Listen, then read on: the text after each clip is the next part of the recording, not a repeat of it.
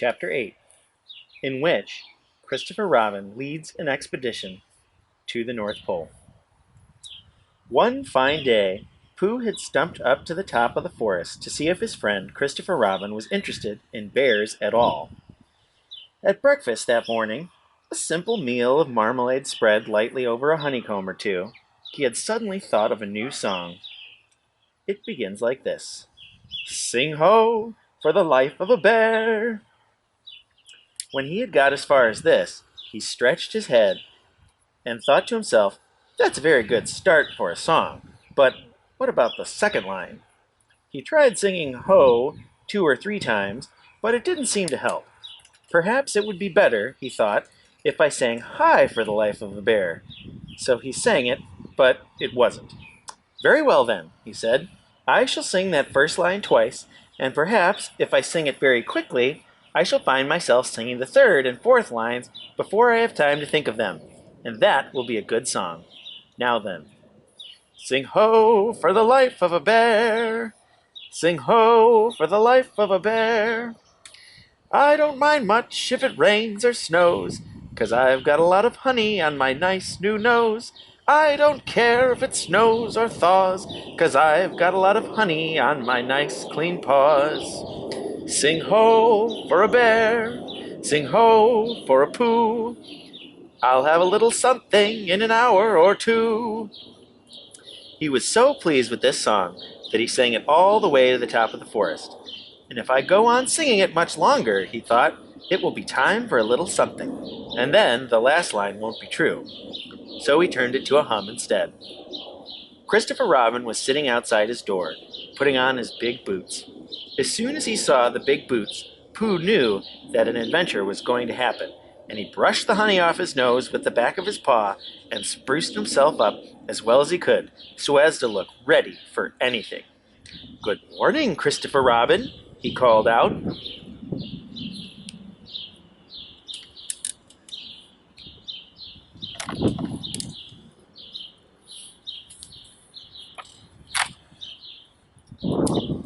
Hello, Pooh Bear. I can't get this boot on. That's bad, said Pooh. Do you think you could very kindly lean against me, 'cause I keep pulling so hard that I fall over backwards?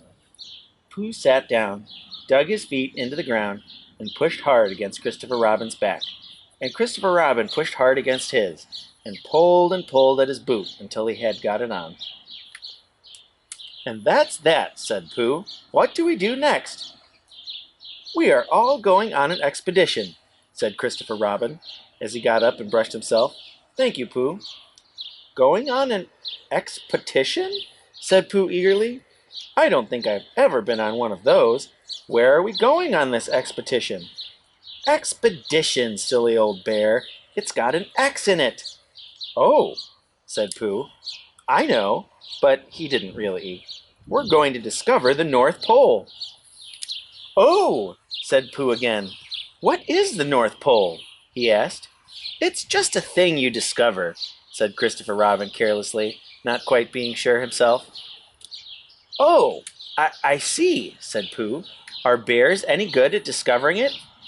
Of course they are, and Rabbit and Kanga and all of you. It's an expedition. That's what an expedition means. A long line of everybody. You'd better tell the others to get ready, while I see if my gun's all right. And we must all bring provisions. Bring what? Things to eat. Oh, said Pooh happily. I thought you said provisions. I'll go and tell them. And he stumped off. The first person he met was Rabbit.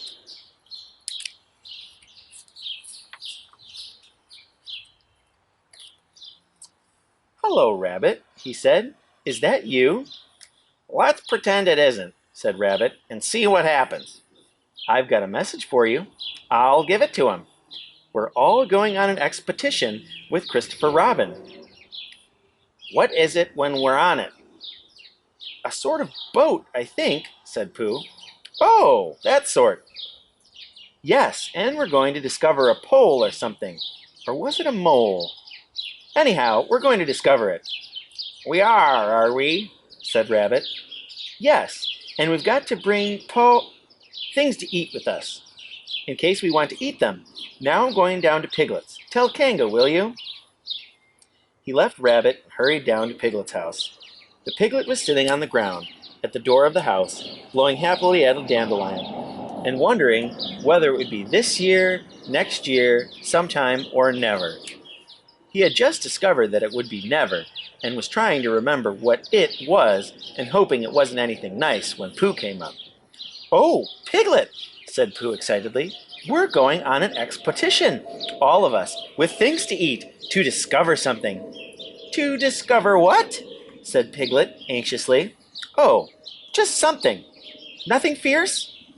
Christopher Robin didn't say anything about fierce. He just said it had an X.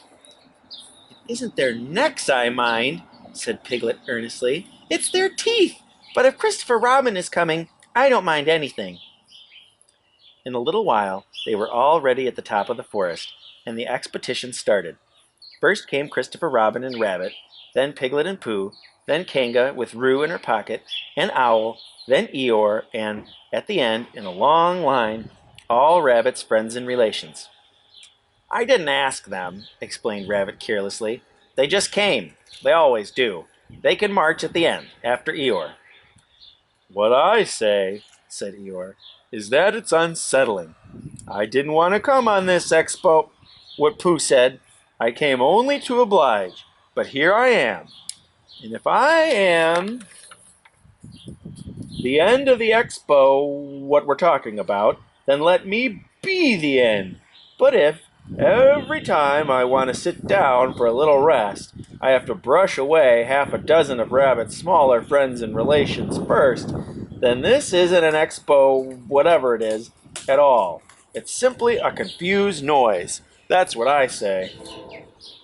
"I see what Eeyore means," said Owl. "If you ask me—" "I'm not asking anybody," said Eeyore. "I'm just telling everybody. We can look for the North Pole, or we can play Here We Go Gathering Nuts in May with the end part of an ant's nest. It's all the same to me." There was a shout from the top of the line. "Come on!" called Christopher Robin. "Come on!" called Pooh and Piglet. "Come on!" called Owl. "We're starting," said Rabbit. "I must go." And he hurried off to the front of the expedition with Christopher Robin. "All right," said Eeyore. "We're going. Only don't blame me." So off they all went to discover the pole. And as they walked, they chattered to each other of this and that, all except Pooh, who was making up a song. "This is the first verse," he said to Piglet, when he was ready with it. "First verse of what?" "My song." "What song?" "This one." "Which one?" "Well, if you listen, Piglet, you'll hear it. How do you know? How do you know I'm not listening?"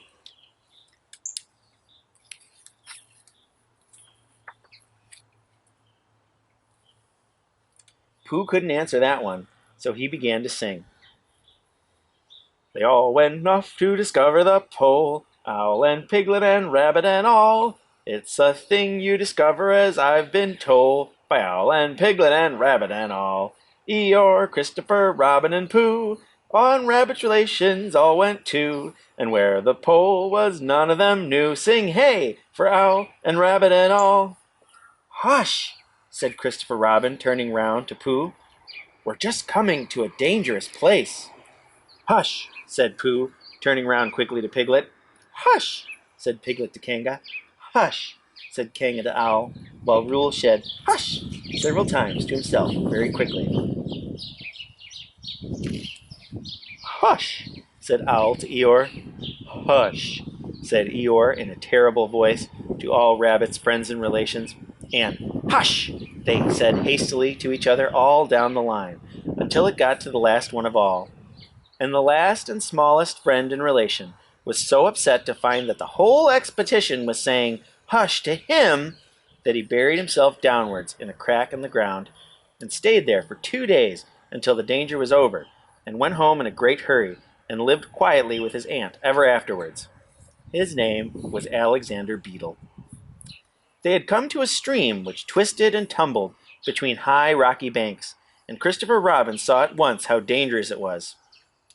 "It's just the place," he explained, "for an ambush." "What sort of bush?" whispered Pooh to Piglet. "A gorse bush?" "My dear Pooh," said Owl in his superior way, "don't you know what an ambush is?" "Owl," said Piglet, looking round at him severely.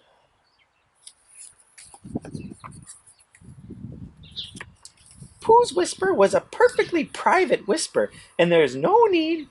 "An ambush," said Owl, "is a sort of surprise." "So is a gorse bush sometimes," said Pooh. "An ambush, as I was about to explain to Pooh," said Piglet, "is a sort of surprise." "If people jump out at you suddenly, that's an ambush," said Owl. "It's an ambush, Pooh, when people jump out at you suddenly," explained Piglet. Pooh, who now knew what an ambush was, said that a gorse bush had sprung at him suddenly one day when he fell off a tree, and he had taken 6 days to get all the prickles out of himself. "We're not talking about gorse bushes," said Owl a little crossly. "I am," said Pooh. They were climbing very cautiously up the stream now, going from rock to rock, and after they had gone a little way, they came to a place where the banks widened out at each side, so that on each side of the water there was a little strip of grass on which they could sit down and rest. As soon as he saw this, Christopher Robin called, "Halt!" and they all sat down and rested. "I think," said Christopher Robin, "that we ought to eat all our provisions now, so that we shan't have so much to carry." "Eat all our what?" said Pooh. "All that we've brought," said Piglet, getting to work. "That's a good idea," said Pooh, and he got to work too. "Have you all got something?" asked Christopher Robin with his mouth full. "All except me," said Eeyore, "as usual." He looked round them in his melancholy way. "I suppose none of you are sitting on a thistle by any chance?" "I believe I am," said Pooh. "Ow!" He got up and looked behind him. "Yes, I was. I thought so." "Thank you, Pooh, if you've quite finished with it." He moved across to Pooh's place and began to eat. "It won't do them any good, you know, sitting on them," he went on as he looked up, munching. "Takes all the life out of them. Remember that. Another time, all of you. A little consideration, a little thought for others makes all the difference." As soon as he had finished his lunch, Christopher Robin whispered to Rabbit, and Rabbit said, "Yes, yes, of course," and they walked a little way up the stream together.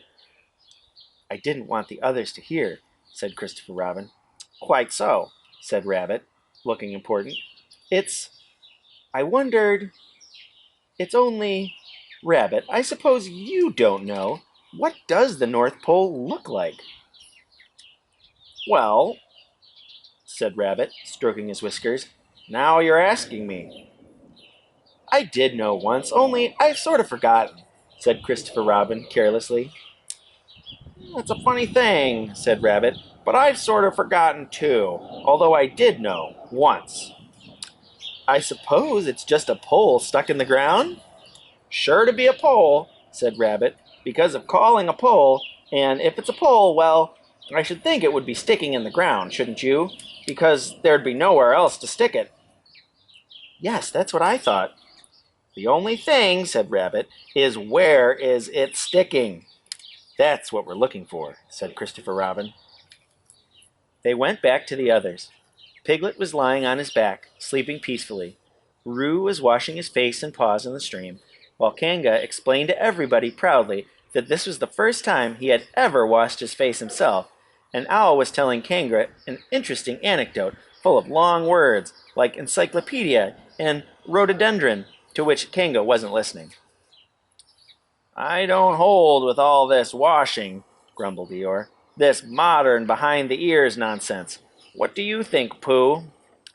"Well," said Pooh, "I think—" But we shall never know what Pooh thought, for there came a sudden squeak from Roo, a splash, and a loud cry of alarm from Kanga.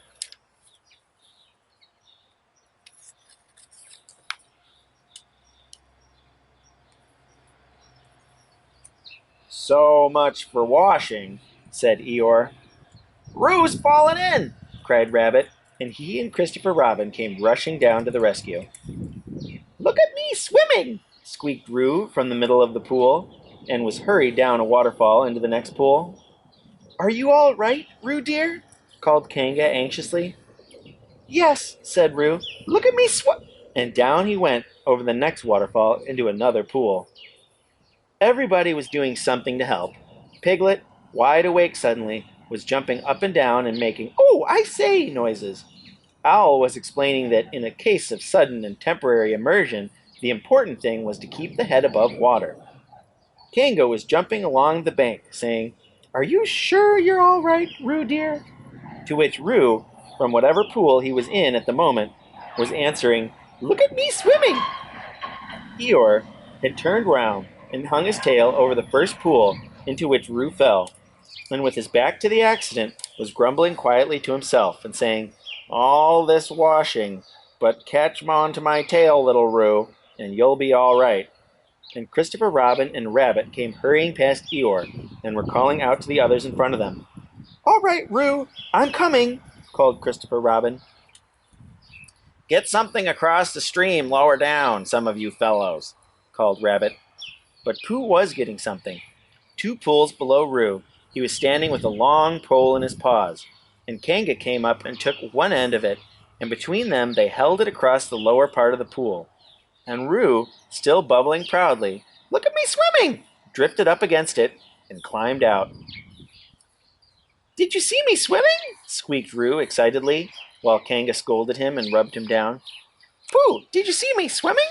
That's called swimming, what I was doing. Rabbit, did you see what I was doing? Swimming. Hello, Piglet. I say, Piglet, what do you think I was doing? Swimming.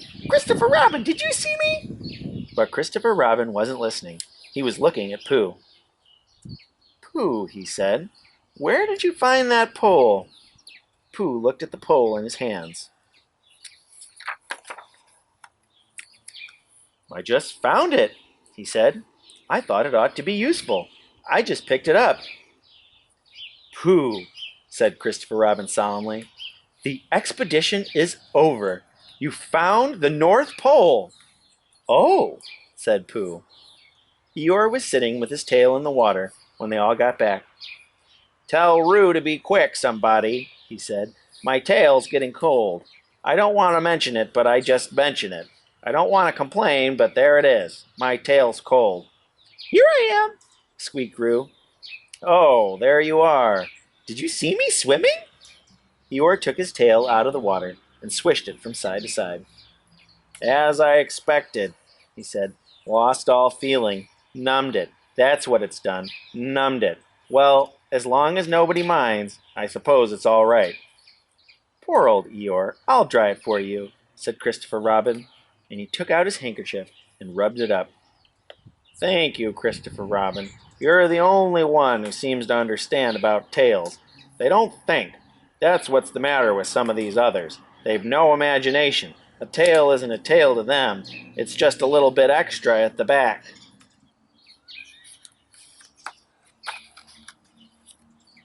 "Never mind, Eeyore," said Christopher Robin, rubbing his hardest. "Is that better?" "It's feeling more like a tail, perhaps. It belongs again, if you know what I mean." "Hello, Eeyore," said Pooh, coming up to them with his pole. "Hello, Pooh. Thank you for asking, but I shall be able to use it again in a day or two." "Use what?" said Pooh. "What we are talking about." "I wasn't talking about anything," said Pooh, looking puzzled. "My mistake again. I thought you were saying how sorry you were about my tail being all numb, and could you do anything to help?" "No," said Pooh, "that wasn't me," he said. He thought for a little, and then suggested helpfully, "Perhaps it was somebody else." "Well, thank him for me when you see him." Pooh looked anxiously at Christopher Robin. "Pooh's found the North Pole," said Christopher Robin. "Isn't that lovely?" Pooh looked modestly down. "Is that it?" said Eeyore. "Yes," said Christopher Robin. "Is that what we were looking for?" "Yes," said Pooh. "Oh," said Eeyore. "Well, anyhow, it didn't rain," he said. They stuck the pole in the ground, and Christopher Robin tied a message on it. North Pole, discovered by Pooh. Pooh found it. Then they all went home again. And I think, but I am not quite sure, that Roo had a hot bath and went straight to bed. But Pooh went back to his own house and, feeling very proud of what he had done, had a little something to revive himself.